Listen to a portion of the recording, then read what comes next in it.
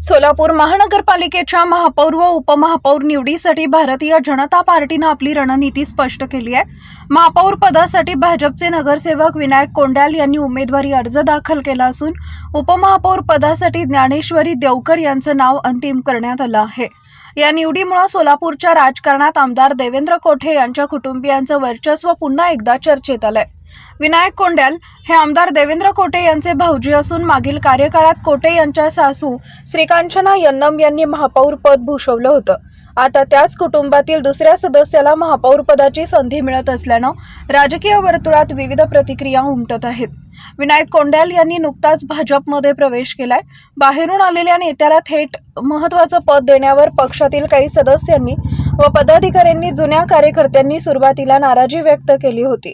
मात्र सोलापूरचे पालकमंत्री जयकुमार गोरे यांनी कोंड्याल यांच्या नावाचा ठाम आग्रह धरल्यानं अखेर त्यांच्या नावावर अंतिम शिक्कामोर्तब झाले व त्यानंतर पक्षातील अंतर्गत विरोध मावळल्याचं चित्र आहे।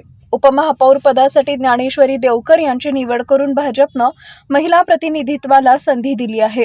ते आमदार सुभाष देशमुख यांचे समर्थक तसेच भाजपाचे सक्रिय कार्यकर्ते महेश देवकर यांच्या पत्नी आहेत। महापौर व उपमहापौर निवडीच्या पार्श्वभूमीवर भाजप शहरात एक दिलानं पुढे जात असल्याचं चित्र असून आगामी सत्ता स्थापनेवर सर्वांचं लक्ष लागलंय।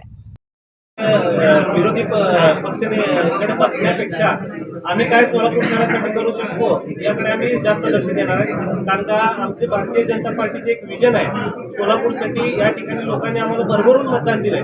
लोकांनी आम्हाला जवळपास 87 जे भूतोन भविष्य आम्हाला या ठिकाणी 87 सीट या ठिकाणी दिलेलं आहे। त्याचा आम्ही सार्थ ठरवत सोलापूरकरांचा विश्वास सार्थ ठरवत आम्ही या ठिकाणी पाण्याचा प्रश्न असेल, IT पार्कचा विषय असेल, आता आपल्याला माहित आहे विमानचा विषय, उड्डाणपुलाचा विषय असेल, विमानाचा तर या ठिकाणी विषय झालेला आहे।